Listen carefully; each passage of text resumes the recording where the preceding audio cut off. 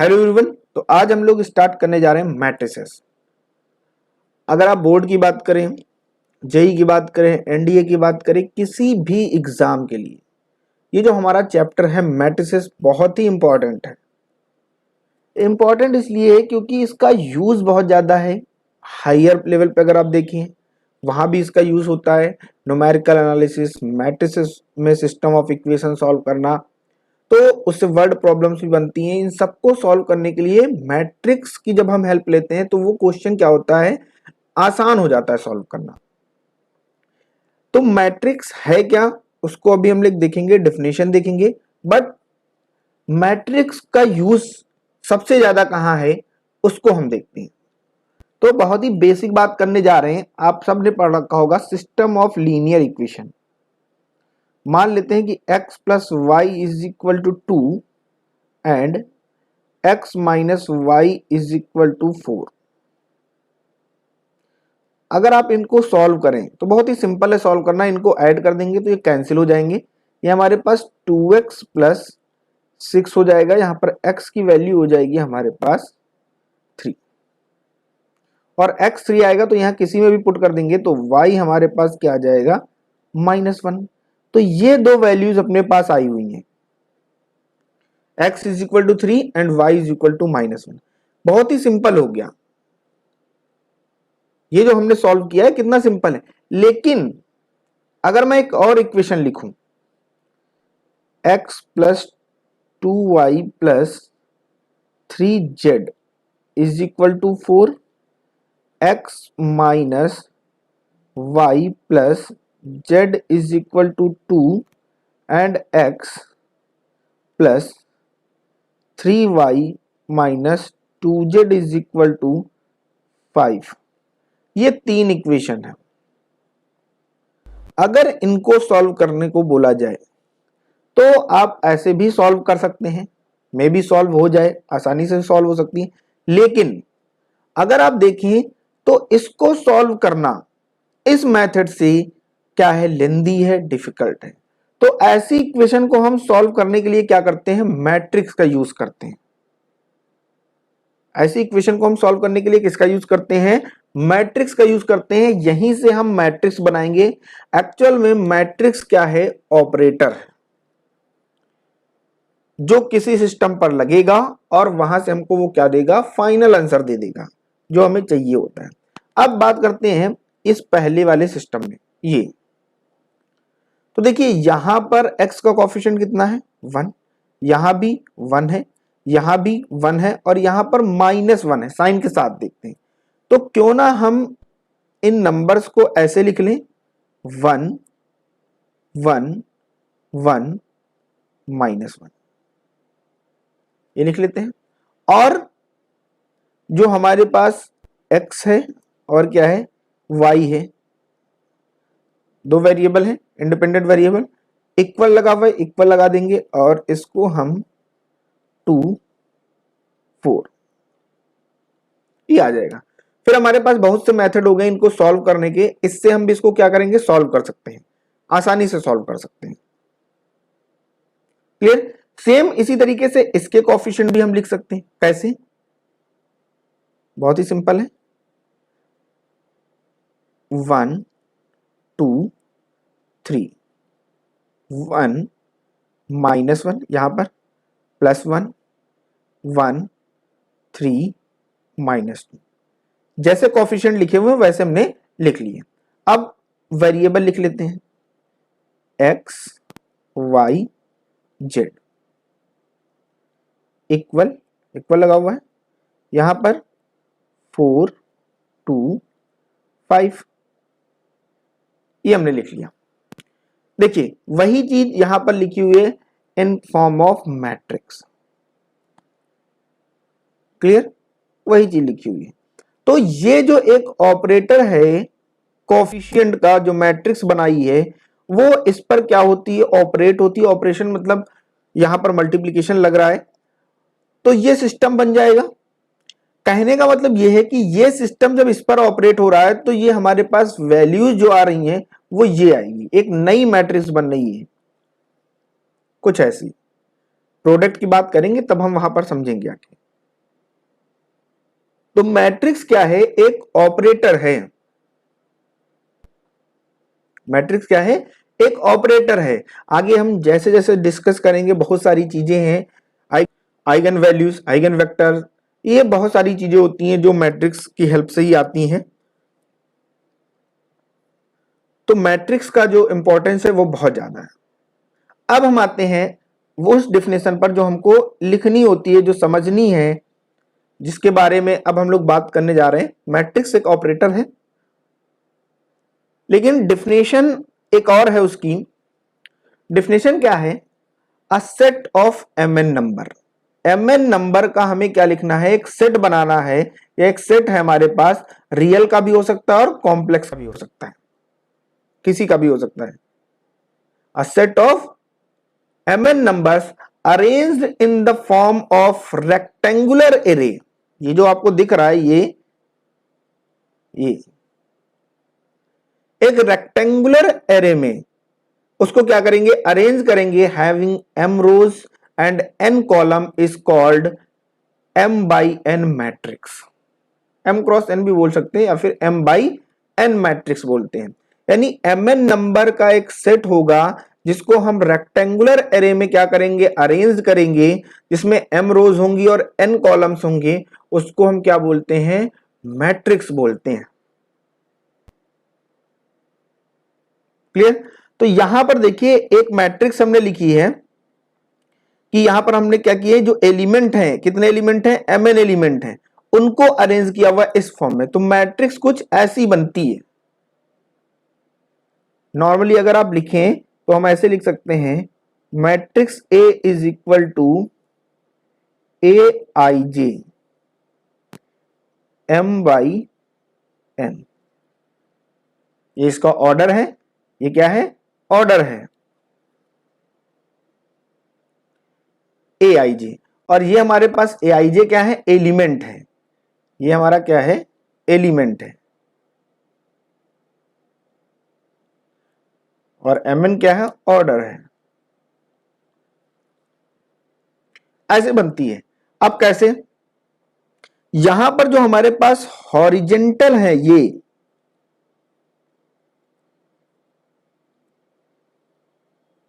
तो ये जो m हॉरिजेंटल लाइंस हैं, इनको हम बोलते हैं रो। इनको हम क्या बोलते हैं?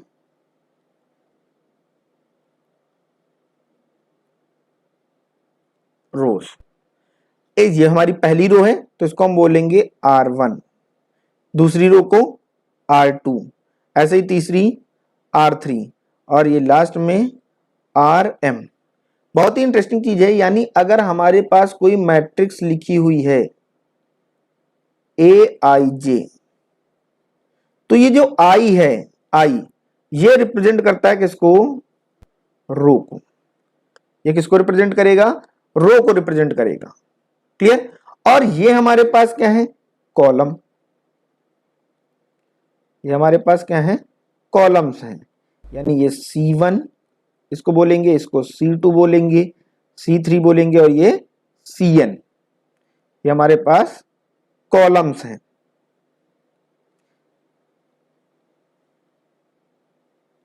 कॉलम्स। क्लियर? यानी ये जो J रिप्रेजेंट कर रहा है सेकेंड वाला, ये किसको रिप्रेजेंट करता है? कॉलम को रिप्रेजेंट करता है। ये कॉलम को रिप्रेजेंट करता है। मींस ये जो हमारा एलिमेंट है, ये तो ये पहला एलिमेंट आपको दिख रहा है। अगर इसको हम बोलेंगे तो ये कौन सा एलिमेंट होगा? फर्स्ट रो का फर्स्ट एलिमेंट है। Clear? First element of first row. First element of first row ये क्या होगा? Second element of first row. Clear? कौन सा है? Second element of first row, third element of first row, nth element of first row. Clear? अगर column wise देखें तो यहां पर ये क्या है? First element of first column, ये second element of first column. ये क्या है? Second element of first column. ऐसे चलते हैं। क्लियर? ये क्या है हमारे पास? Second element of second column या फिर second element of second row, ये हमारे पास क्या है, second element of third row या फिर third element of second column. तो ऐसे रिप्रेजेंट करते हैं। ये नंबर ऑफ एलिमेंट्स हैं, कितने एलिमेंट हैं, mn एलिमेंट्स हैं। ये हमें कितने एलिमेंट दे रखे, mn एलिमेंट दे रखे। तो इनको अरेंज जो हमने किया है, इस अरेंजमेंट को हम क्या बोलते हैं, मैट्रिक्स बोलते हैं। ये हमारा क्या है, ऑर्डर है। ये सब क्या है, एलिमेंट्स हैं। सब हमारे पास क्या है, एलिमेंट्स हैं। क्लियर। कोई भी मैट्रिक्स नंबर नहीं होती है, ये मैट्रिक्स है। A matrix is not a number. क्यों, क्योंकि ये न्यूमेरिक वैल्यू नहीं देगी। जैसे डिटरमिनेंट अभी हम लोग पढ़ेंगे तो वहां पर हमको न्यूमेरिक वैल्यू मिलती है। ये कोई भी न्यूमेरिक वैल्यू नहीं देगी कि इसको सॉल्व करने पर हम 5 ले आए, 2 ले आए, 10 ले आए। इसको सॉल्व करने पर हम ऐसा नहीं ला सकते। और ये जो एलिमेंट्स हैं, ये स्केलर भी हो सकते हैं और वेक्टर्स भी हो सकते हैं। ये चीज आप याद रखिएगा। अब यहां पर ये जो mn रिप्रेजेंट हो रहा है, ये दिख रहा है आपको mn। यहां पर m क्या है, रोज है, number of rose, and n क्या है, नंबर ऑफ कॉलम्स है। क्लियर। ऑर्डर बहुत जरूरी है, क्योंकि हमको बिना ऑर्डर के तो हम मैट्रिक्स बना ही नहीं सकते ना। जब तक हमको बताया नहीं जाएगा कि 2x2 का बनाना है, 2x3 का बनाना है, 3x2 का बनाना है, तब तक तो हम बना नहीं सकते। तो फॉर्मेशन करते हैं कि हमें जनरल टर्म दे रखा होगा, उससे हम मैट्रिक्स को बनाएंगे। जैसे एक मैट्रिक्स है हमारे पास, A is equal to AIJ, और इसका ऑर्डर क्या है, 2x2, जहां पर AIJ is equal to I plus J। बहुत ही बेसिक है। इसकी मैट्रिक्स फॉर्म करनी है, और किस ऑर्डर की, 2x2 की। तो करते हैं, बहुत ही सिंपल है। सबसे पहले एक मैट्रिक्स लिखेंगे A। अब जरा एलिमेंट इनमें लिख लेते हैं। तो पहला एलिमेंट फर्स्ट रो का फर्स्ट एलिमेंट, फर्स्ट रो का सेकेंड एलिमेंट लिख दिया। दो ही एलिमेंट रहने हैं यहां पर फर्स्ट रो में, यहां पर देखिए। फिर सेकेंड रो का first element and second row का सेकेंड एलिमेंट। क्लियर। दो एलिमेंट सेकेंड रो में भी रहने। तो आप देखिए ये जो मैट्रिक्स बन के आई है, ये किसकी है, 2x2 की है ना। यहां से चलते हैं, कॉलम तक जाते हैं। फर्स्ट रो का फर्स्ट, फर्स्ट रो का सेकंड, दो ही जाने हैं। सेकंड रो का फर्स्ट, सेकंड रो का सेकंड। अगर यहां से देखेंगे तो कॉलम वाइज चलेंगे, लेकिन एक ही चलते हैं। अब यहां पर एलिमेंट फिल करते हैं। तो कैसे, A 1 1 चाहिए, I भी 1 है और J भी 1 है, तो 1 प्लस 1 दैट इज 2। फिर सेकेंड 1 2, यानी 1 प्लस 2 दैट इज 3।